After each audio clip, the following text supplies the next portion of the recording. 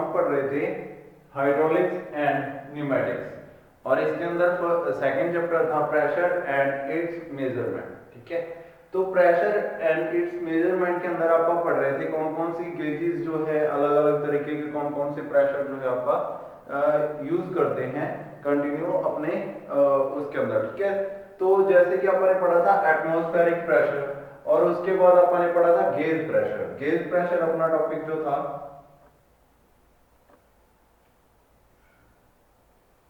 Gauge pressure अपना बाकी रह गया था gauge pressure.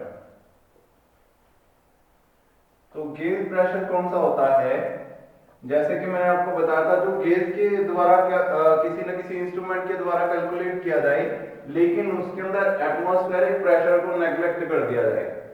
It is the pressure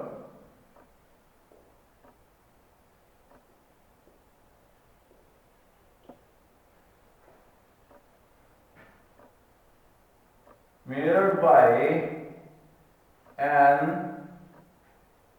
pressure measuring instrument, a pressure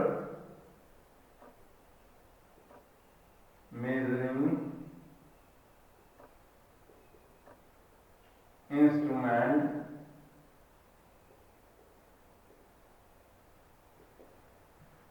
एक प्रेशर मेजरिंग इंस्ट्रूमेंट के द्वारा इसको मेजर किया जाए and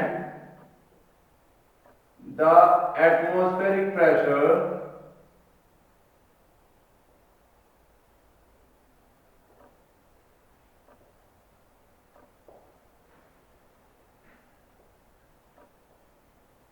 is taken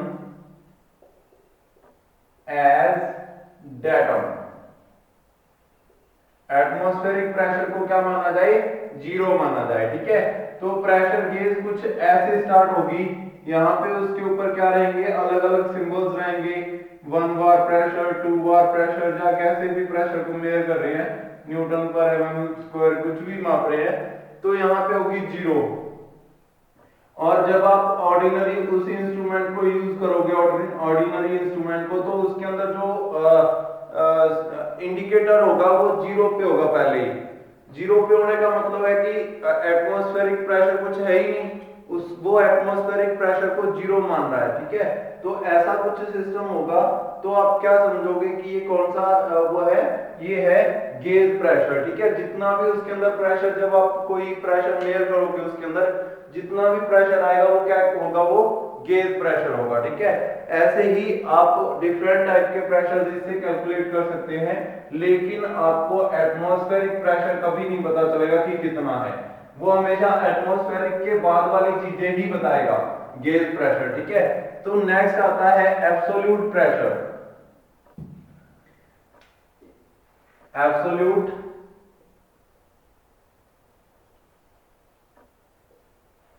pressure.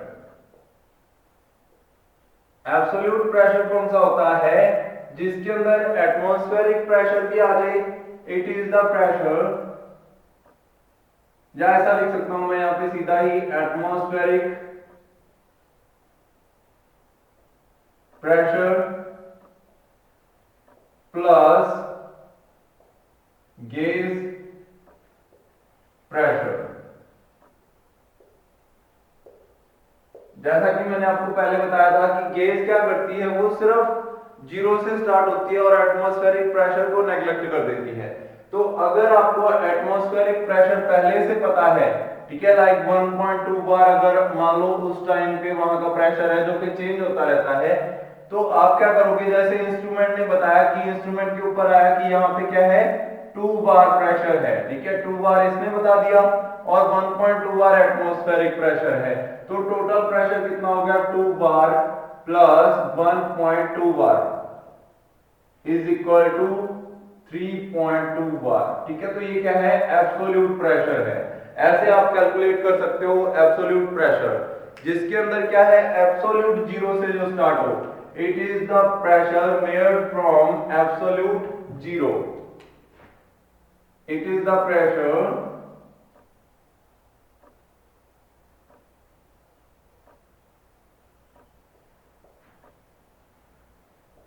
measured from absolute zero, बिल्कुल जीरो से अगर आप स्टार्ट करें, ठीक है। एब्सोल्यूट जीरो होता है कि जिसके अंदर ना तो एटमॉस्फेरिक प्रेशर आए ना कुछ भी, बिल्कुल जीरो हो। उसके बाद जब आप उसको एटमॉस्फेयर के अंदर रखें तो वो एटमॉस्फेयर का प्रेशर बताए, और जब आप उसको किसी इंस्ट्रूमेंट के साथ जिसका अपन ने प्रेशर मेजर करना है उसके साथ कनेक्ट करें तो वो दोनों का टोटल प्रेशर बताए, उसका गेज प्रेशर भी और एटमॉस्फेरिक प्रेशर भी, ठीक है। तो ये क्या आ जाएगा इसके अंदर, इसके अंदर सारी वैल्यूज पॉजिटिव में आएंगी क्योंकि प्रेशर जो है कुछ ना कुछ तो रहता ही है, एटमॉस्फेरिक प्रेशर कुछ ना कुछ रहता ही है। नेक्स्ट देखो, नेक्स्ट है डिफरेंशियल प्रेशर, लास्ट है differential pressure.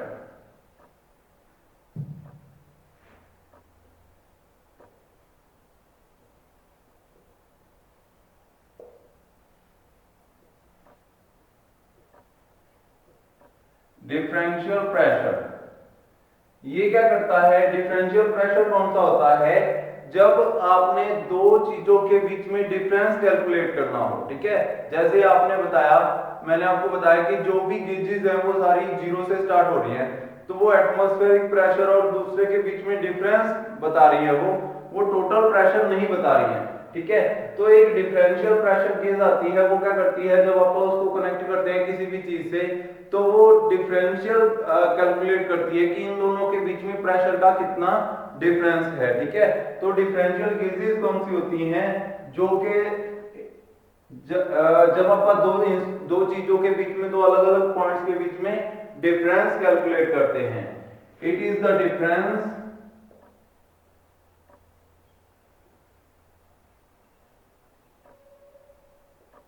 between it is the difference of pressure between two different points.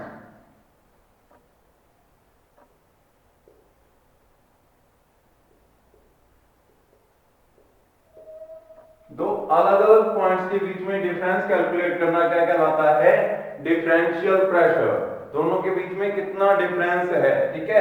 दो पॉइंट्स, यहाँ पे दो पाइप्स हैं, दोनों पाइप्स के अंदर अलग अलग प्रेशर के ऊपर फ्लूइड चल रहा है।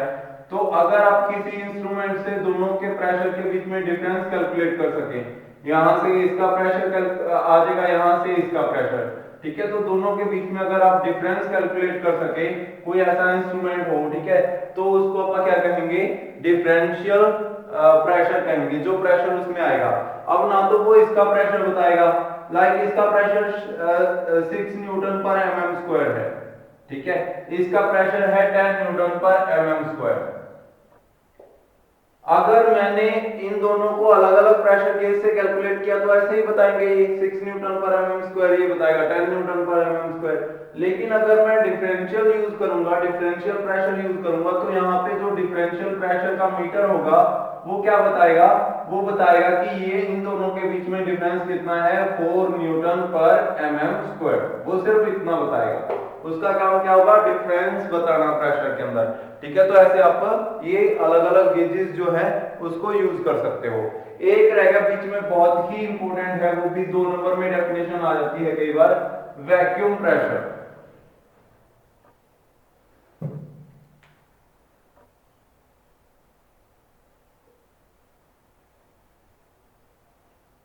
Vacuum pressure,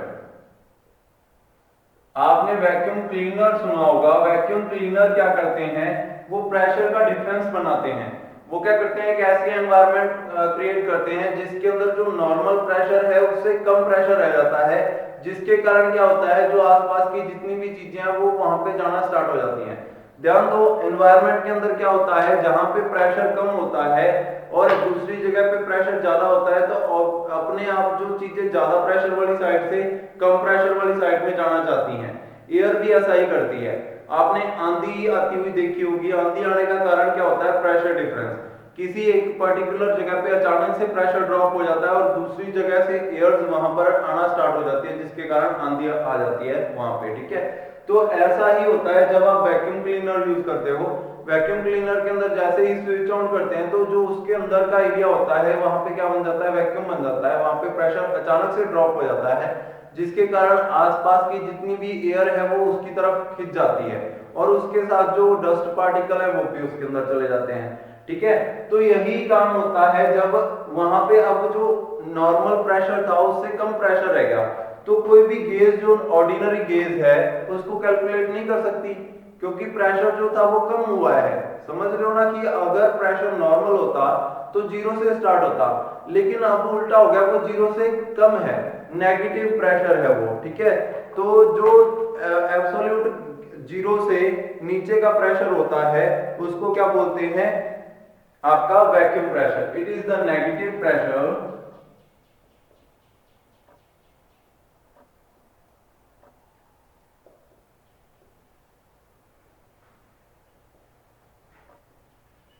less than absolute zero।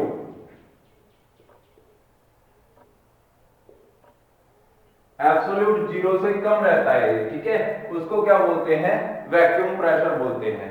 It is the negative pressure, minus में होता है ये। ठीक है, -1 -2 जीरो के नीचे का कोई भी चीज होगी उसको अपन माइनस में लिखेंगे, तो ये बहुत ही माइनर होता है, नेगेटिव प्रेशर होता है, जिसको अपन क्या कहते हैं, वैक्यूम प्रेशर कहते हैं। तो ये बहुत ही इंपॉर्टेंट टर्म्स थी जो अपन ने अभी अभी की है, ये क्वेश्चन इसके ऊपर आ जाता है। नेक्स्ट आता है मेजरमेंट ऑफ प्रेशर। अब अपन ने प्रेशर के बारे में सारी चीजें जान ली हैं। प्रेशर होता क्या है फिर से देख लेते हैं थोड़ा सा। प्रेशर होता क्या है, प्रेशर एक जो है इंटेंसिटी है, एक थ्रस्ट है, थ्रस्ट पर यूनिट एरिया, और इसको यूनिट क्या है, न्यूटन पर एमएम स्क्वायर, या डाइन से मापते हैं या बार से मापते हैं। ठीक है, उसके बाद नेक्स्ट आता है इसको जो गेजेस हैं वो कौन कौन सी होती हैं, कौन कौन से प्रेशर जो है अपन बेसिकली यूज करते हैं। तो एटमॉस्फेरिक प्रेशर है जो कंटिन्यू किसी बॉडी के ऊपर लगता रहता है। उसके बाद गेज प्रेशर है जो कि एक ऑर्डिनरी गेज कैलकुलेट करती है, उसके अंदर एटमॉस्फेरिक प्रेशर नहीं होता। उसके बाद नेक्स्ट अपन ने किया था वैक्यूम प्रेशर जो कि नेगेटिव प्रेशर है, और उसके बाद और कौन कौन से किए थे, एब्सोल्यूट प्रेशर और एब्सोल्यूट प्रेशर जिसके अंदर आपका एनवायरनमेंट प्रेशर भी है और आपका जो गेज प्रेशर है वो भी है, दोनों मिला के।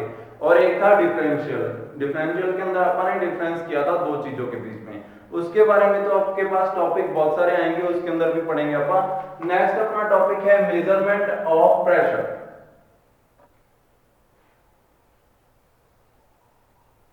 मेजरमेंट ऑफ प्रेशर, प्रेशर को कैसे मेजर किया जा सकता है। मेजरमेंट ऑफ प्रेशर दो तरीके से की जा सकती है। एक तो इसके लिए यूज होते हैं इंस्ट्रूमेंट्स यूज होते हैं, वो कौन कौन से हैं, it can be done, it can be done by two type of devices, two type of devices. पहली कौन सी है, manometers,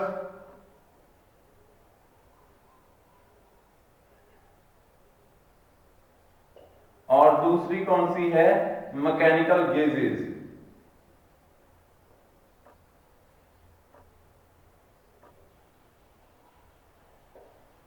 manometers and mechanical gauges दोनों ही इंपॉर्टेंट है। एक क्वेश्चन मैकेनिकल गेजेस से पक्का आता है 10 नंबर का।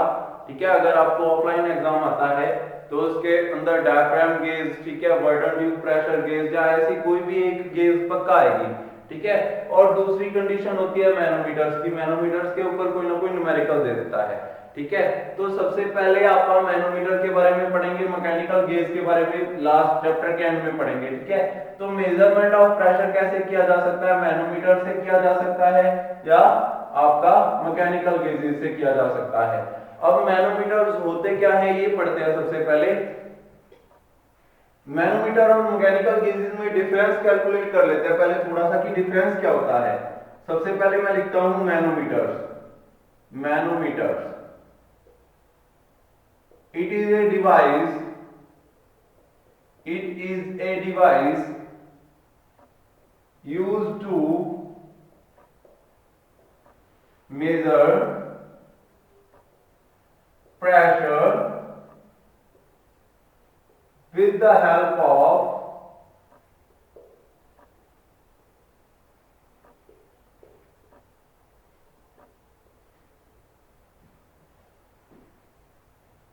balancing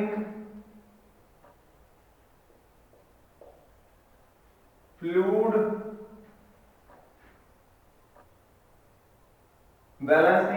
pressure with a fluid column.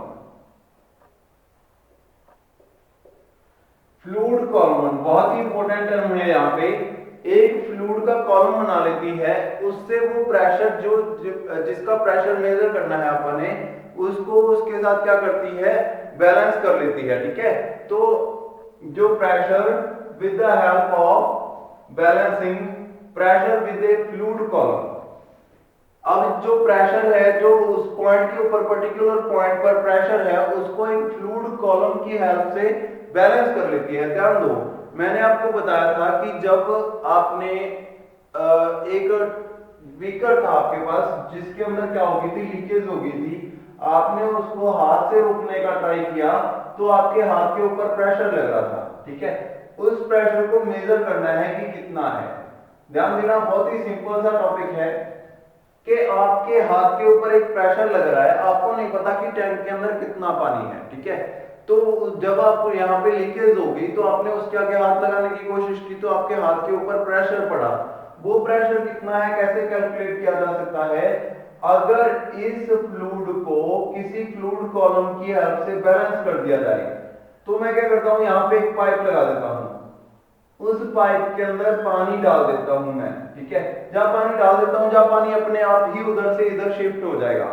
तो जैसे ही पानी शिफ्ट हुआ, जितने पानी से ये बैलेंस होगा, वो पानी कितना होगा, वो उसके लेवल के बराबर होगा।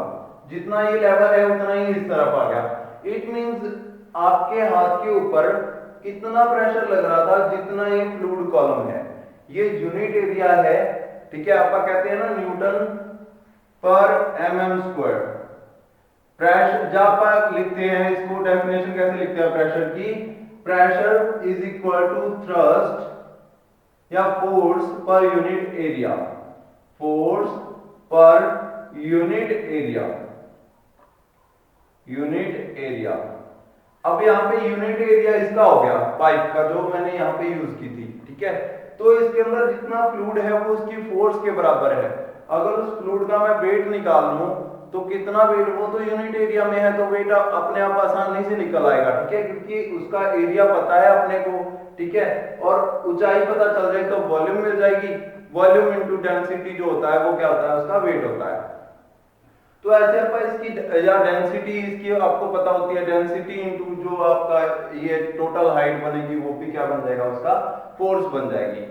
फोर्स अगर आप कैलकुलेट कर सको तो ये यूनिट एरिया है, अपने आप आपको पता चल जाएगा। अब मेरे कहने का मतलब क्या है कि अगर तो मैं इसको किसी ना किसी स्प्रिंग या किसी और फोर्स से बैलेंस करता और उस स्प्रिंग की फोर्स मेरे को पता होती कि इतनी है, तो मेरे को अपने आप पता चल जाता कि प्रेशर कितना है फ्लूइड का। लेकिन अगर मैंने उसको फ्लूइड कॉलम से बैलेंस किया है तो अब मेरे को निकालना पड़ेगा कि फ्लूइड का वेट कितना है।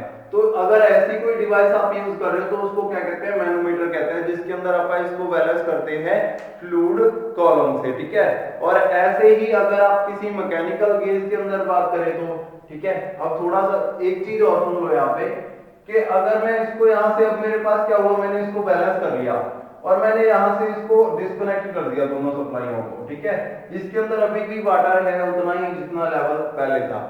तो जितना अगर आप यहाँ पे फोर्स को रोकने की कोशिश करोगे, जितना प्रेशर आपको इस तरफ फील होगा आपके थंब के ऊपर, उतना ही प्रेशर आपको अगर इसको रोकने की कोशिश करोगे ये पाइप को, तो भी प्रेशर बराबर फील होगा, क्योंकि अपन ने इन दोनों को बैलेंस कर दिया, बिल्कुल बराबर फोर्स है दोनों के अंदर, तभी ये वाटर यहाँ तक जाके रुका। अगर इस तरफ फोर्स ज्यादा होती तो ये वाटर और ऊपर चला जाता।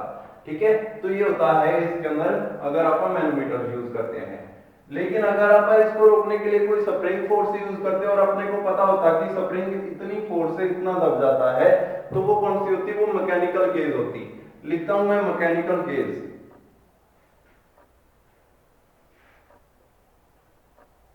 Mechanical gauge. मैकेनिकल गेज कौन सी होती है? It is defined as an device used to measure the pressure by balancing fluid column with a spring or dead weight. It is a device used to measure pressure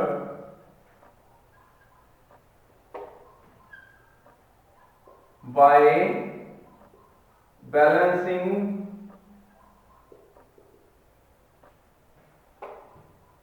pressure, balancing forces या force लिख सकता हूं, balancing force with a spring or dead weight। Dead weight, ठीक है। अगर मैं किसी spring या डेड वेट से उसको बैलेंस करता हूं तो वो क्या कहलाएगी? मैकेनिकल गेज कहलाएगी। अब ध्यान दो, वही फिर से अपने पास क्या है? कंटेनर है जिसके अंदर लीकेज हो गई थी। इस बार अपन ने क्या करना है? इस बार मैकेनिकल गेज यूज करनी है, ठीक है। ये वो वाला कंटेनर है। अब क्या होगा? यहाँ पे ध्यान दो, यहाँ से लीकेज होगी, ठीक है। इस बार मैंने क्या किया? इस बार मैंने यहाँ पे एक पाइप तो लगाई है छोटी सी, ठीक है, लेकिन इसके ऊपर क्या रख दिया? डेड वेट रख दिया। यहाँ पे मैंने एक क्या किया? रैम लगा दी। वो रैम इसके अंदर एक पिस्टन लगा दिया और इसके ऊपर रख दिया वेट, ठीक है। कितने वेट से इसको मैंने बैलेंस किया?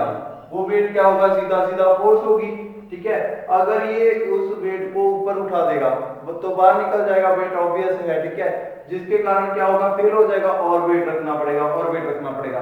जब जाके आपके कंटेनर का लिक्विड जो है वो बैलेंस हो गया, जितनी फोर्स से कंटेनर का लिक्विड बैलेंस हो गया, वो फोर्स क्या कहलाएगी? वो सिंपल फोर्स आपने बना दी कि इतनी फोर्स से ये बैलेंस हुआ।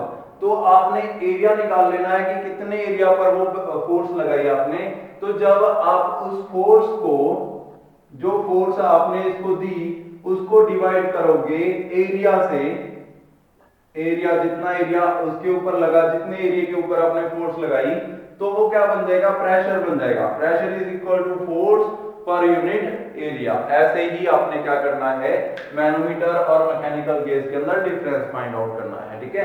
कौन सी मैकेनिकल गेज है? जिसके अंदर आपको वाटर या कुछ ऐसा कोई फ्लूइड कॉलम नहीं दिखाई दे रहा, वो मैकेनिकल गेज है। और जिसके अंदर आपको फ्लूइड कॉलम दिखाई दे रहा है वो मैनोमीटर्स है, ठीक है। दोनों के अंदर बहुत डिफरेंस है और दोनों के बारे में आपको बहुत सारे न्यूमेरिकल्स और बहुत सारी चीजें पढ़ेंगे इस चैप्टर के अंदर।